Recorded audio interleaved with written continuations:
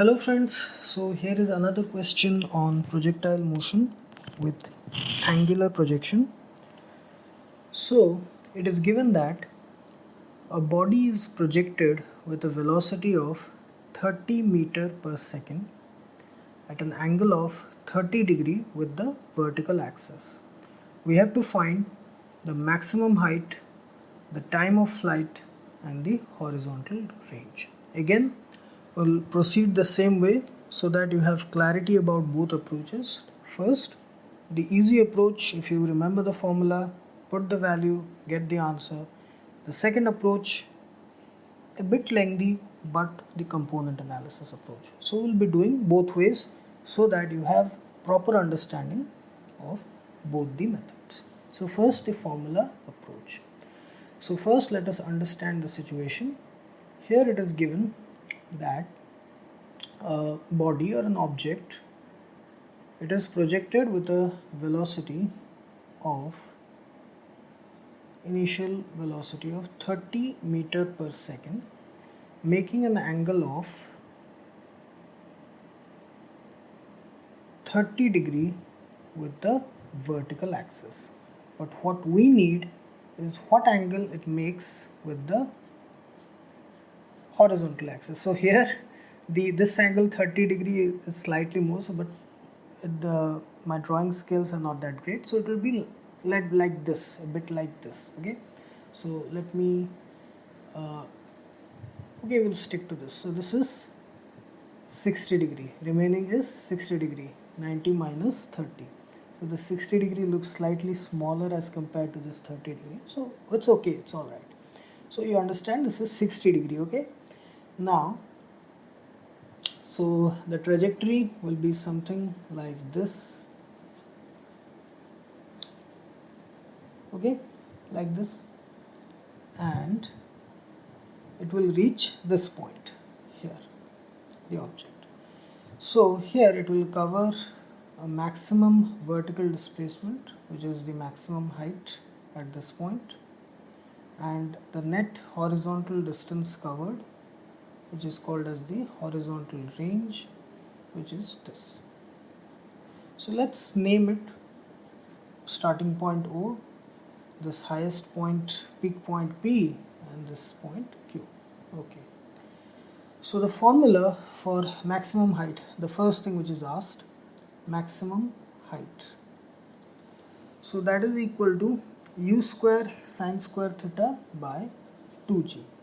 So first we'll be using the formula approach, as theta by 2g. Here nothing has been mentioned about acceleration due to gravity, that is which value to take. So we'll take the default value 9.8 meter per second square. So u square 30 square sine square theta, that is sine 60 degree, not 30 degree. We want the angle of the initial velocity with respect to the horizontal, always that is important. So sine 60 degree square by 2 into 9.8. So the result is, it is coming 34.436, so 34.44 meter. Right, okay, 34.44 meters. That is the maximum height. Okay, then we have the time of flight.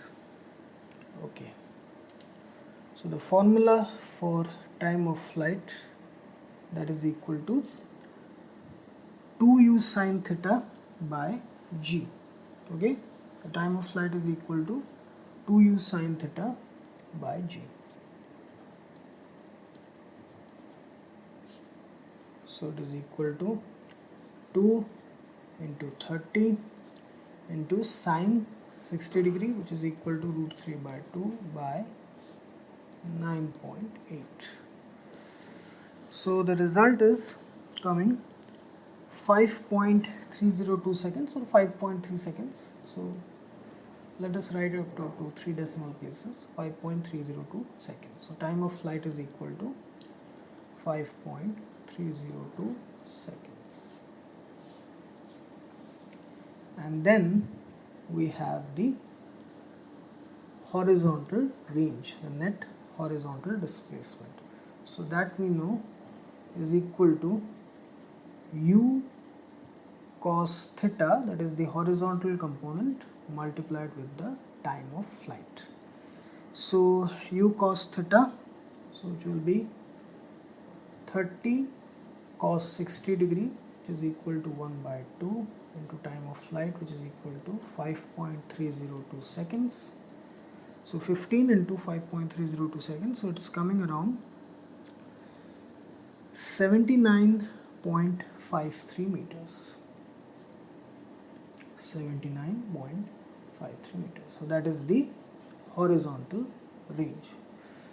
79.53 meters. Okay, this is the horizontal range. So here we have used the formula approach. If you are able to remember the formula, recall the formula, you put the values and you get the results. The only thing that you have to take care of is the calculations. Make the calculations correct.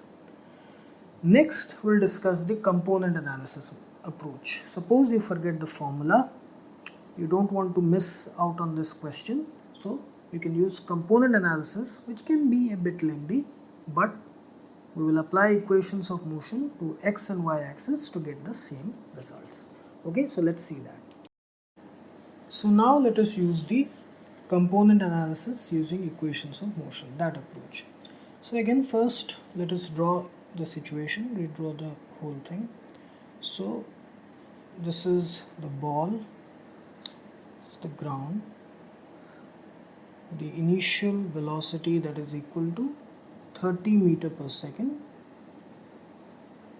and it makes an angle of 60 degree with the horizontal, 30 degree with the vertical, 60 degree with the horizontal. So now we have to figure out the x and y components of the initial velocity. So the x component, which is equal to u cos theta, is equal to 30 cos 60 degree. 130 cos 60 degree is 1 by 2, so 30 by 2, that is equal to 15 meter per second. And then we have uy, that is equal to u sin theta. So u sin theta is equal to 30 into sin 60 degree equal to 30 into root 3 by 2. So it is coming around 15 root 3, which is equal to 25.98 meter per second. Okay, so ux is equal to 15 meter per second, uy is equal to 25.98 meter per second. Let's put it in a box so that it remains highlighted. Okay. So our first objective is to calculate the maximum height. So let us draw the situation.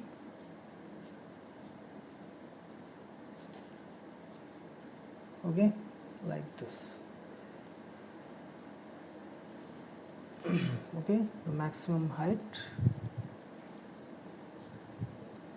this, and then this is the horizontal range. Naming them O, P, Q. Okay. So for maximum height, we have to consider the journey of this object from O to P. Okay, from O to P.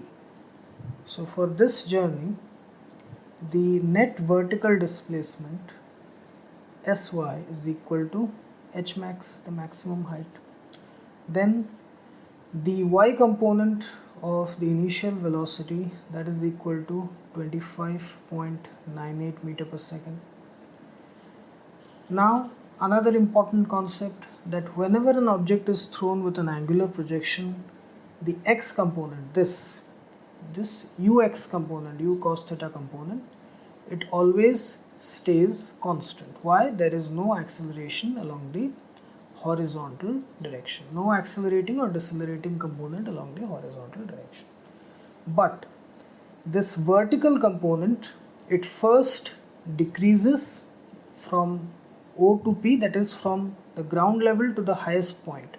For this duration, this vertical component of the initial velocity, it decreases, it becomes 0 at the highest point, and then from P to Q during its downward journey, it again increases. Why? Because during its upward motion, acceleration due to gravity, which acts downwards, it reduces the vertical velocity component. From P to Q, when the object is in its downward motion, downward path, acceleration due to gravity supports the motion, it increases the vertical component of the velocity. But as there is no accelerating or decelerating component along the horizontal direction, this horizontal velocity component, it always remains constant. So that I have repeatedly told you so that this concept is clear for you. So ui sin theta, it first decreases and then increases. It decreases from O to P, becoming 0 at P, and increases from P to Q. So at this point, this is 0. The vertical y component of the velocity, that is 0. So Vy is equal to 0 meter per second, and as acceleration due to gravity is opposing the motion, so from O to P, Ay is equal to minus g. It is minus 9.8 meter per second square. So here, if we apply the equation of motion, this v square minus u square is equal to 2as. So we apply the y components, that is vy square minus uy square is equal to 2ay sy.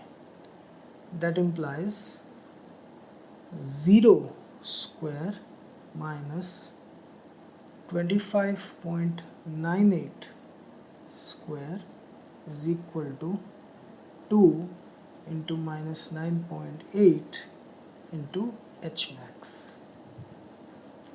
That implies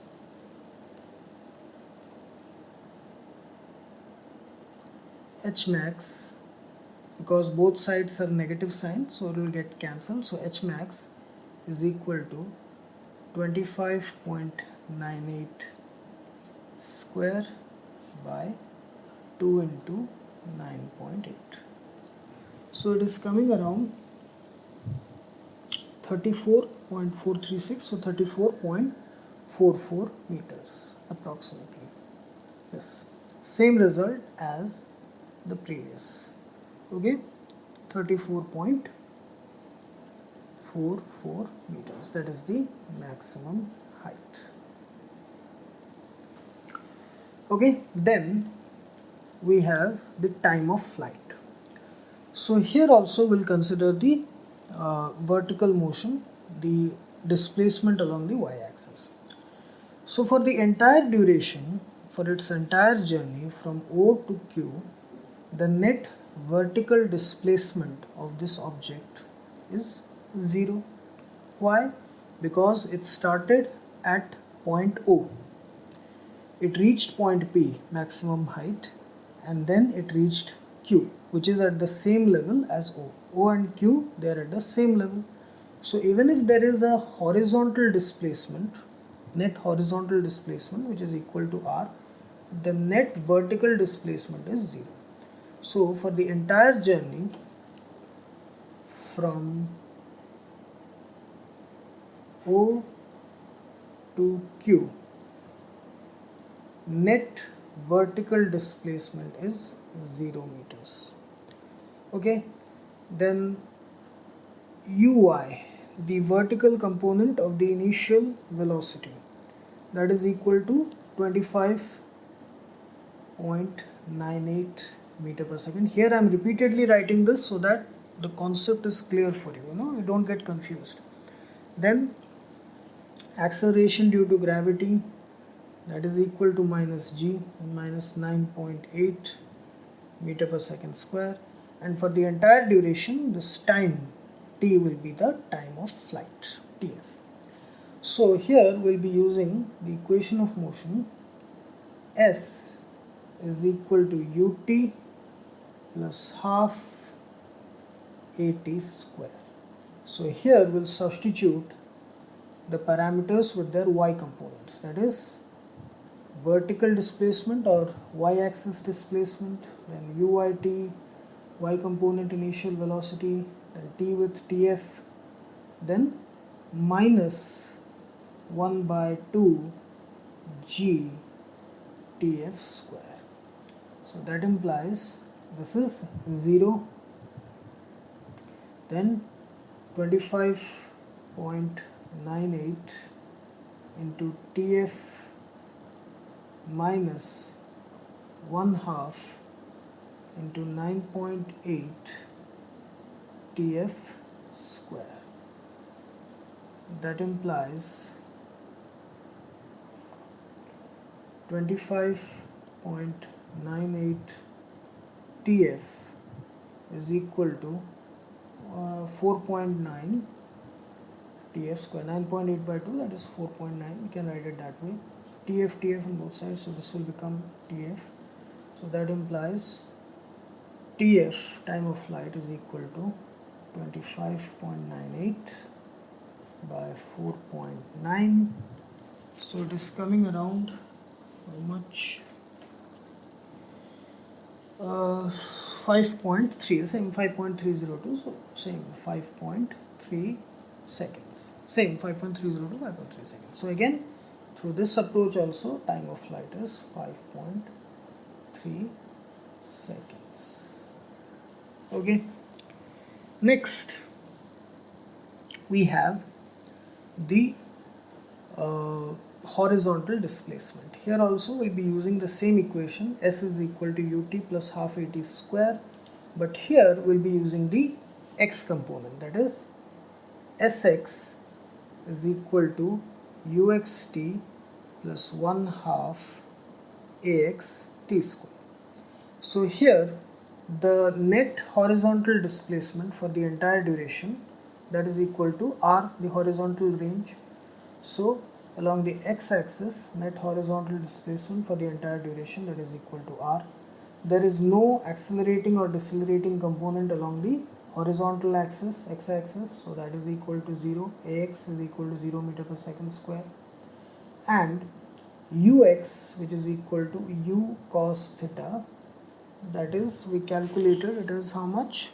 15 meter per second, I think. Yes, 15 meter per second, that is equal to 15 meter per second. So now all we have to do is calculate the range. So this becomes 0, this whole thing becomes 0. So we have range is equal to u cos theta into time of flight is equal to 15 into 5.3 or 5.302. So it is coming around, okay, put 502 because we want to be accurate up to 3 decimal places. So here also it is 5.302. Okay, put that back. So it is coming around 79.532. So 79.53 meters. So same result, horizontal range 79.53 meters. So here, using the x and y component analysis and equations of motion, we also got the same results. So you have both approaches with you, formula approach, component analysis approach. You can go for any of the following. But my advice to you, have the formula ready with you. Remember the formula, try to remember the formula. In case you're not able to recall it, also have this approach ready with you. Okay, practice with both approaches so that if one fails, you are not able to recall the formula, you can use this approach. Okay, so this is the second question on projectile motion with angular projection.